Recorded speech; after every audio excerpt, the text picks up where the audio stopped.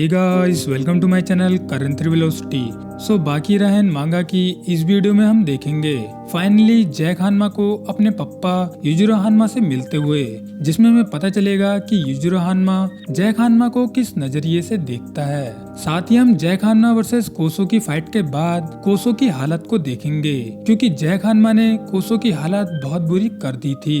खैर बाकी रहन के पिछले पार्ट में जैक हानमा ने कोसो की हालत बहुत ज्यादा खराब कर दी थी, मगर इसके बाद भी कोसो जैक हानमा के कान में एक बहुत जरूरी बात कहता है कि वीडियो पसंद आए तो लाइक कर देना और मूड बन जाए तो चैनल को सब्सक्राइब तो कर ही देना। सो बाकी रहन मांगा का पार्ट 4 शुरू होता है।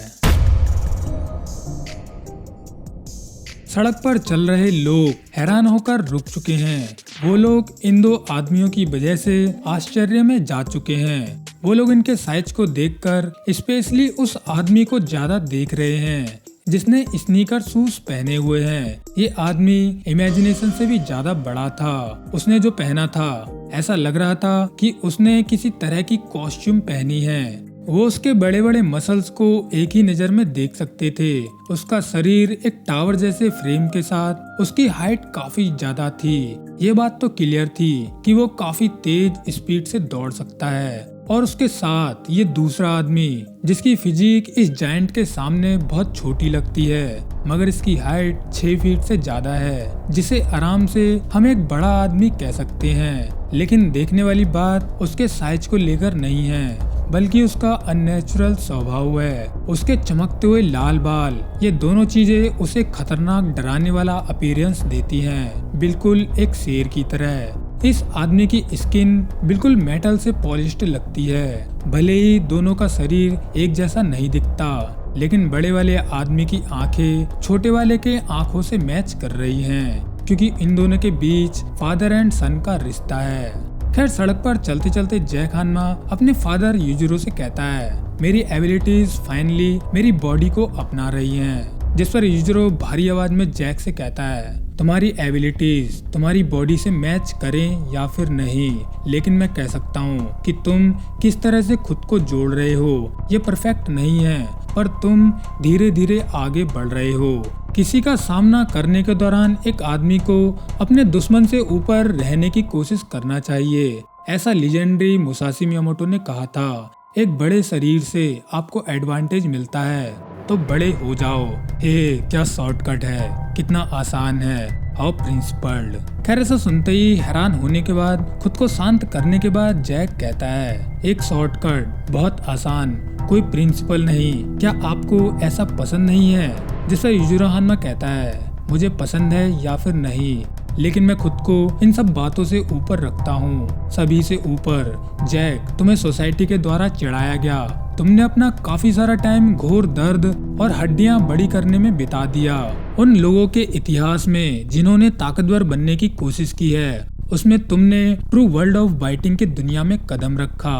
तुम्हारे अंदर एक काफी रेयर प्योरिटी है, समझे? जिस पर जैक कहता है, ये सबसे पहली बार है जब आपने मुझे कॉम्प्लीमेंट किया है। खैर जैक हानमा और युजिरो हानमा की कन्वर्सेशन सुन के आप समझ ही गए होंगे कि युजिरो हानमा जैक के बारे में क्या सोचता है। मगर इसके बाद जैक की खतरनाक फाइट कोसो शिनोगी से हुई थी, जिसे मैंने इस वीडियो में एक्सप्लेन कर दिया था। जिस फाइट के एंड में जैक हानमा एक हफ्ते के लिए अंधा हो गया था और कोसो की हालत काफी सारा खून बहने की वजह से बहुत ज्यादा खराब हो गई थी। सो इसके बाद हम पहुंचते हैं एक हॉस्पिटल में, जहां कोसो शिनोगी बेड पर सो रहा होता है और उसे ब्लड और ग्लूकोज चढ़ाया जा रहा होता है। जहां कोसो की हालत काफी अच्छी होते हुए देखकर डॉक्टर्स कहते हैं, मार्शल आर्ट्स काफी अमेजिंग है, मुझे यकीन नहीं हो रहा इतना खून बहने के बाद भी वो जिंदा है। कोसो के अपोनेंट का वेट 150 किलो से ज्यादा था, मगर कोसो उसके सामने कैसे टिक गया, मुझे तो इम्पॉसिबल लगता है। जिस पर कुरेहा शिनोगी कहता है, एक जीनियस मार्शल आर्टिस्ट एक जीनियस डॉक्टर के द्वारा सेव कर लिया गया। ये काफी अच्छी स्टोरी है। खैर इसके अगले दिन हम देखते हैं कोसो शिनोगी अपने बेड से सुबह सुबह गायब हो चुका होता है। जिस पर डॉक्टर्स कहते हैं, हम कोसो को सुबह से ढूंढ रहे थे, आखिर वो कहाँ चला गया? जिस पर कुरेहा कहता है, मेरे हिसाब से वो ऊपर हो सकता है। सो इसके बाद शिनोगी, कुरेहा और डॉक्टर्स हॉस्पिटल की छत पर पहुंच जाते हैं, जहां पर कोसो शिनोगी एक पैर पर खड़ा होकर ट्रेनिंग कर रहा होता है।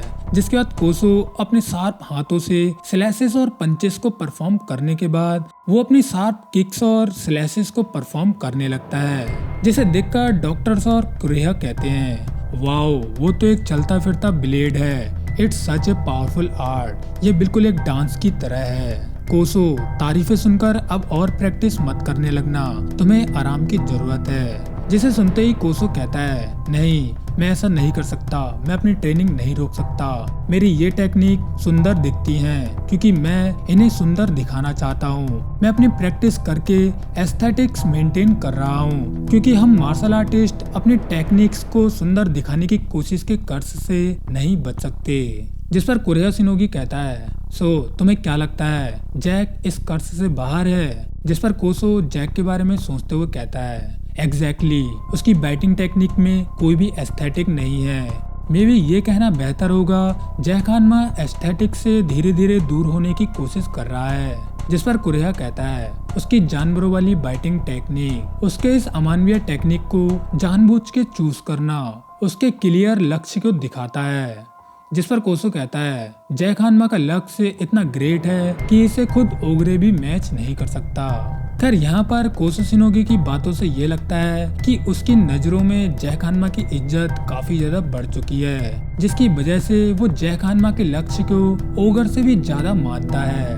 खैर यहीं पर बाकी रहन मांगा का पार्ट 4 एंड हो जाता है। सो इस पार्ट तक हमने बाकी रहन के पूरे 16 चैप्टर्स को कवर कर दिया है और अब से मैं बाकी रहन के लेटेस्ट चैप्टर्स को चैप्टर्स वाइज एक्सप्लेन करता रहूंगा और साथ ही 5 से 10 न्यू चैप्टर होने के बाद मैं एक कंबाइंड पार्ट वाली वीडियोस भी बना दूंगा।